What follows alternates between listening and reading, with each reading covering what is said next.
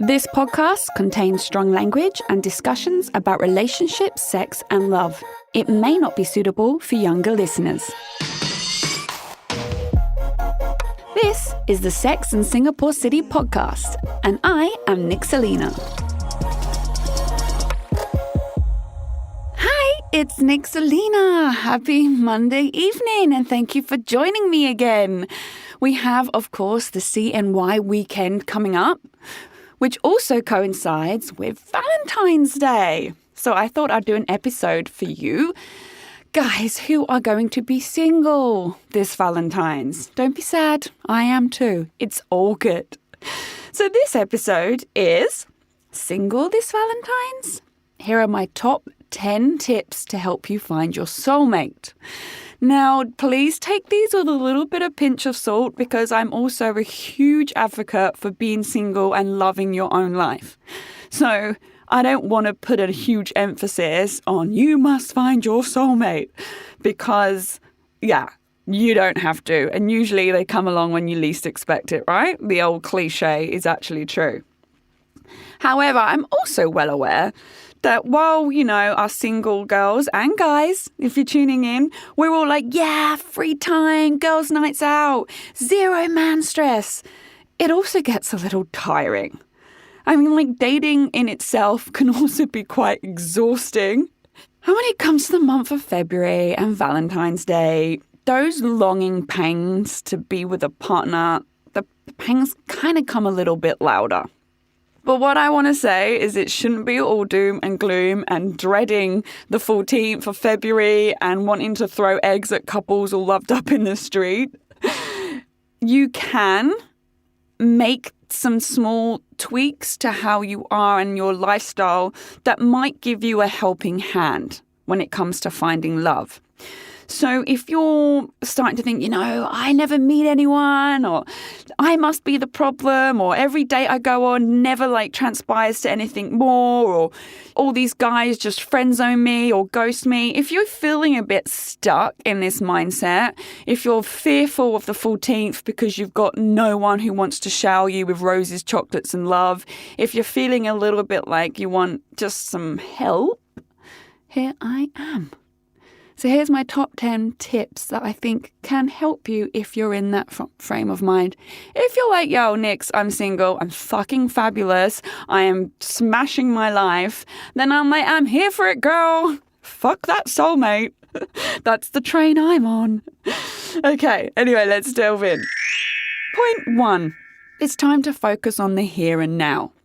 So it's super easy to spend your spare time stuck in your own head, reflecting on all your bad life choices and bad men from the past. Or you focus completely on your future. You dread the idea of living life without a man around, and you're fearful that this is going to be you single and alone forever, right? What I want you to do is instead train your mind to focus only on the present and what you're experiencing right now. So be happy with your current state. Understand the past had to happen to get to where you are now, and then trust in the future to serve you what you need when you need it. For now, you are single. So be single. Your living in this moment energy will soon attract someone who wants to live in this moment with you too. And also, not just a single status, but there's this whole idea about happiness really is truly living in the present. We're not happy if we're stuck in the past. We're not happy if we're living in an idealized future in our head. Happiness is living in the present. So start practicing that and focusing on the here and now. Today, what are you doing today that makes you happy? How are you as a single woman today? Today. Point 2. Negative thought patterns need to stop pronto. So when you're lamenting about your single status or scrolling through social media, hating and all the hashtag relationship goals images, fuck those people. I know, I used to be one. You're creating a huge negative aura about yourself and your current single state. So this negative mindset is only going to harm yourself and project the kind of negative energy into the universe, which, as we all know, means you only attract negative energy back. Oh, laws of attraction, right? Whether you want to believe them or not, they exist. That bad man you were with, those bad dates, that bad memory, that negative whole toxic relationship, that divorce you went through, all of that, that's going to keep flooding back into your life if that's what you're focusing on mentally. If you sit there and think, oh, but why me? Why does nobody love me? Why am I not, showered with 12,000 roses on Valentines Day? Why am I not whisked away to all these amazing holidays? Well, you're not because of COVID right now, but, you get the general gist. When you're focusing on all the bad parts, you in turn only attract bad. Energy is like for like. Your negative thought pattern, your negative aura will only attract more of that. You get more back of what you focus on. So you have to train your thoughts. And it's not easy, trust me. I've been trying to do it for like 4 months now. It's so hard, but you have to train your thoughts to switch back to all the positive points about yourself and about your life every time you find your mind wandering down this vicious negative path. I've been doing it every morning. I wake up every morning and I think only negatively. I reflect on my past relationship. I reflect on the pain I went through. I reflect on it. And then I have to find a very active thought process to switch up that thought pattern to something positive about me, about, well, why did he fall for me in the first place? Okay, why did he do this to me? Because I am so loving, because I am so giving, because I am so, successful. And then you start to replace negative with positive, and it will definitely change your entire day. Number 3, you need to learn to accept your flaws. Now, I can imagine if you're single and you've been single for a while and you find yourself often in this repeat pattern of bad men, you think, why me? Why me? What's wrong with me? But have you ever stopped to think that maybe your bad points are required to make you exactly who you are? You are who you are because of those flaws. And that someone out there is going to love you completely as the whole, the good and the bad. Because none of us are perfect, people will love you in spite of those flaws and accept that that's part of what makes you who you are, and they love you for who you are. Okay? Because when we're desperately trying to look for our soulmate or the next big love of our life, we try and become this perfect human that we think we need to be to bag the man. But newsflash, perfect humans don't exist. So all that happens when you're doing this is you create an ideal about yourself that you cannot sustain, and then you resent yourself when you inevitably fall off this ladder. So once you start accepting everything about yourself, no, not accepting, embracing everything about yourself, including your flaws, you'll be more open to finding someone who will also do the same for you as well. Similarly, what you need to do is you need to throw away any baggage, mental negative baggage or bad words your ex-partners or bad dates or bad men have etched into your mind. So you need to find your own strength and accept your own flaws whilst loving yourself fully. And this means seeing yourself as a woman of worth, someone of high value, and understand that a guy out there will treasure you head to toe and inside out. And that means all your bad shit as well. Okay, stop trying to be this perfect woman because you think that's what's going to make the guy fall for you or love you. Even if he does like the perfect facade and date 1, 2, and 3, and 4, at some point you will end up showing your real self, right? So why don't you become authentic and love exactly who you are, bad points and all, and then you'll find your real soulmate. Point 4, you need to accept their flaws too, because perfection doesn't exist. So you can't be holding out for your dream man, refuse any potential suitor who comes along just because, I don't know, you've got a 20-point checklist of everything you want in a partner and they don't quite match up. So you want them to be taller than you want them to be rich, you want them to be successful, you want them to be baggage-free, no kids, no divorce, no marriage, you want them to be fit, you want them to be outgoing, but you also want them to stay at home and enjoy cozy nights, and you want them to be able to cook, but you also want them to be... Isn't that exhausting? Have you ever stopped to think that maybe your standards are unachievable for your potential suitors? I mean, look at it the other way. Wouldn't you be hurt if there was a possible soulmate on the horizon, but they decided to call it a day with you because you didn't quite earn the amount of money they want you to earn, right? Everything else about you is amazing. And they're like, yeah, but, you're not rich enough for me, unfortunately. Like, wouldn't you be so hurt? You're like, how can you get rid of me just for something so, menial? Like, it's just money. And, so if you try and think of it the other way around, because I do know a lot of people have this tick list and they're very adamant about it. Like, right, I'm not letting someone do this to me again, or I will, I always pay, so the next one's got to be really rich, or you're everything I want, but you're just a bit too short. You have to really chuck that tick list away and embrace that perhaps what you need in a partner and someone to love you forever is not what you think you want. Let's take a moment for that bombshell. I know, right? I ain't just a pretty face. Number 5. Drop the desperate. Going to be a little bit brutal with you girls. And trust me, I'm talking from experience. I'm not leaving you out hanging there. I'm in the cesspit with you. Even if you tell everyone you meet, including the poor shopkeeper at 7-Eleven, that you are categorically not desperate for a man, if you are, in fact, desperate, everyone's going to know anyway. It's a vibe you give off. I swear men can sniff out desperate on women within the first half hour of meeting you. Probably not even that, 10 minutes.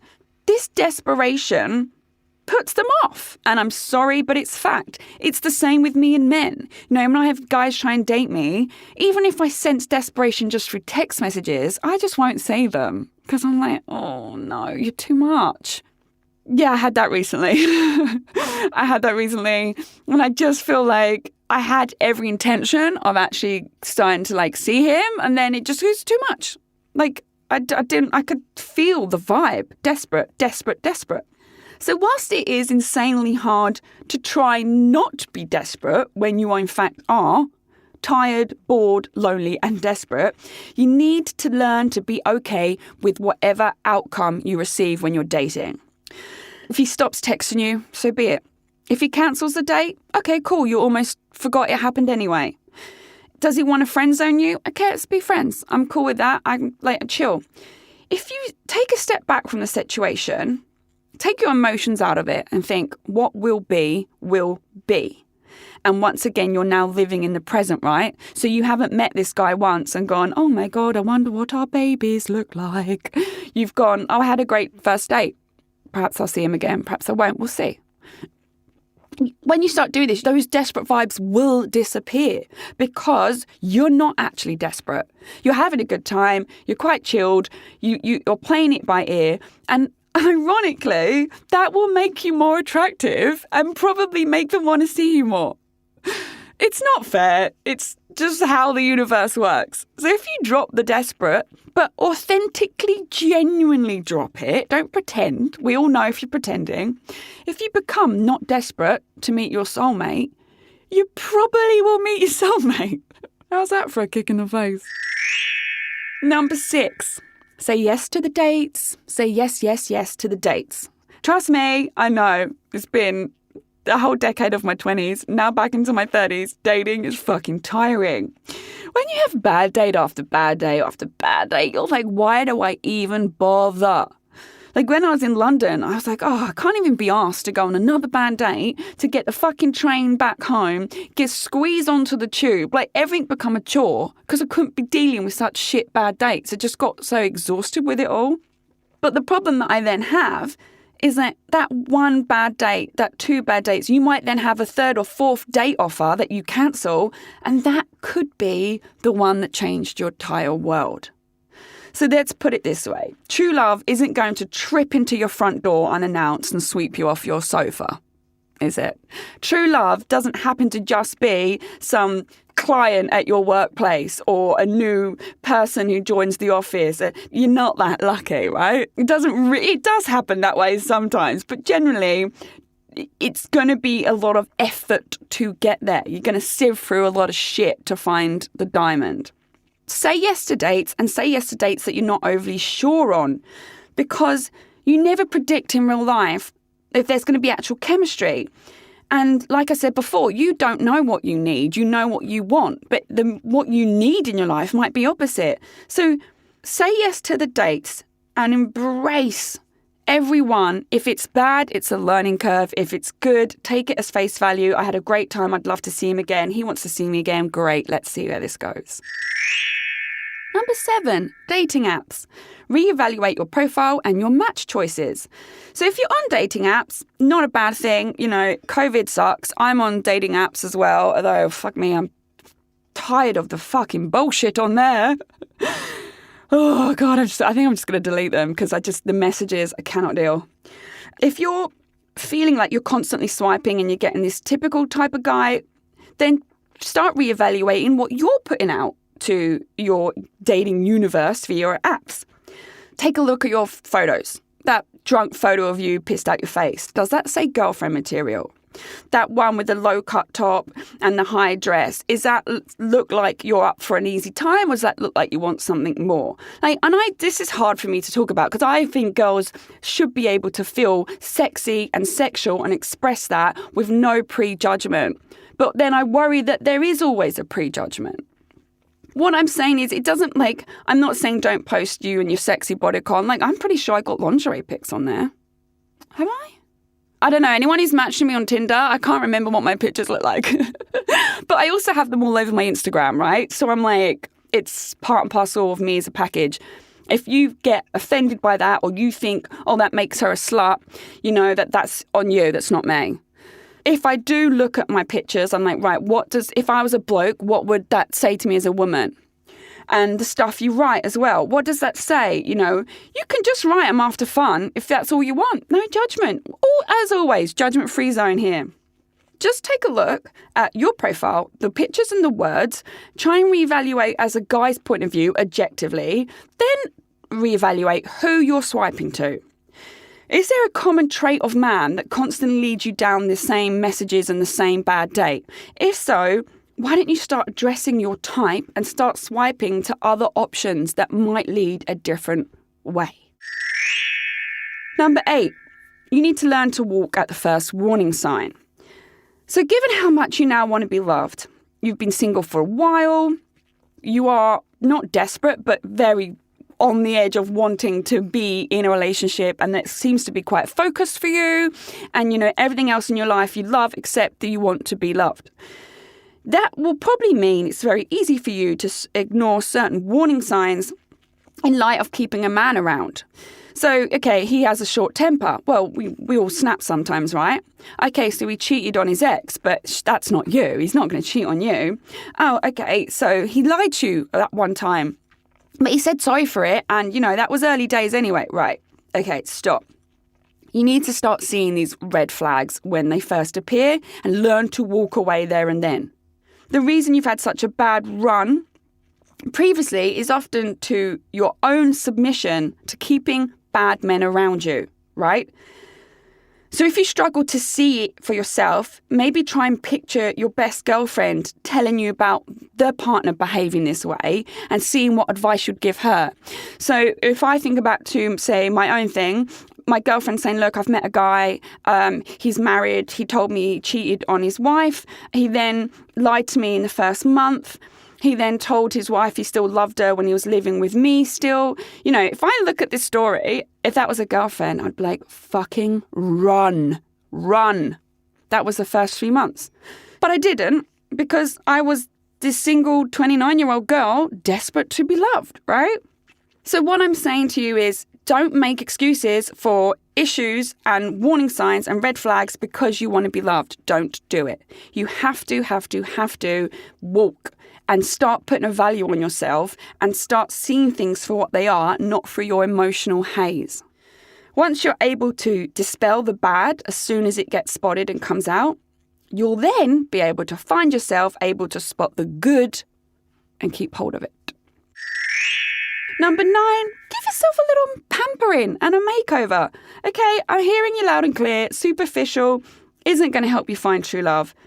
What it does is give you self-love and confidence, which is the first and foremost starting point to finding love. You have to love yourself before anyone can love you. You have to love yourself unconditionally before you then enter into a loving, healthy relationship. So make yourself feel good.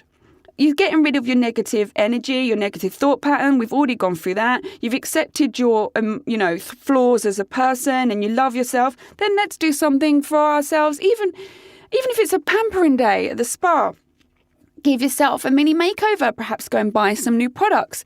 Perhaps get your hair done, even if it's just a beautiful blow dry, you don't want a transformation. Whatever it is, give yourself a little bit of self-love on the outside, some pampering that gives you the self-confidence, even if all it is going to buy some sexy lingerie just to put on for yourself. Why the fuck not?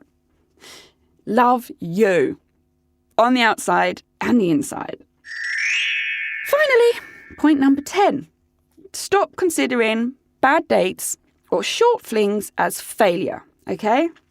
So if you're continuing to dating into this year, maybe they all end up horrendously wrong. Learn not to consider this as a failure, or worse, blame yourself for the outcome. Everything is a lesson to learn, even if it's a painful one. So just keep on going. Keep being positive about every new experience. Try and find something to take away from it.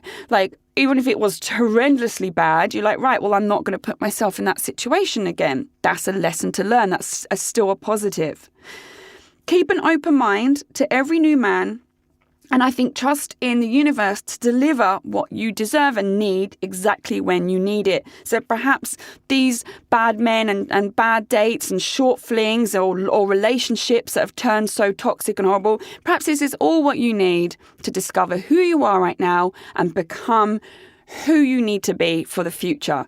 And I think if you keep an open mind in this space and an open heart and start with self-love, external love from your soulmate will soon come flooding in. And that is the end of this episode. So happy Valentine's Day, everyone, for this coming weekend.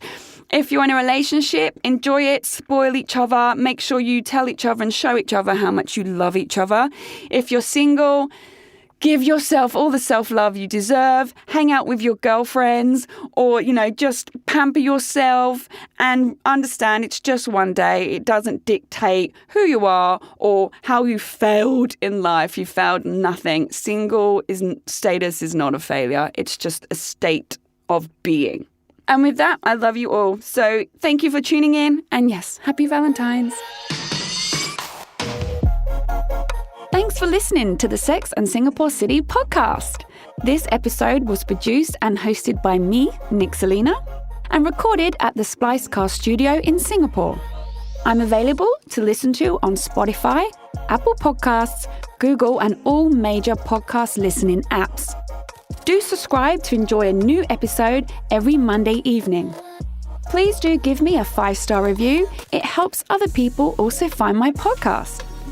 For more awesome content and features to read, you can check out my website, sexandsingaporecity.com. That's sexandsingaporecity.com. I'm also on social media. Simply search @Nixalina, Nixalina, to find me. Don't be shy. Come say hi.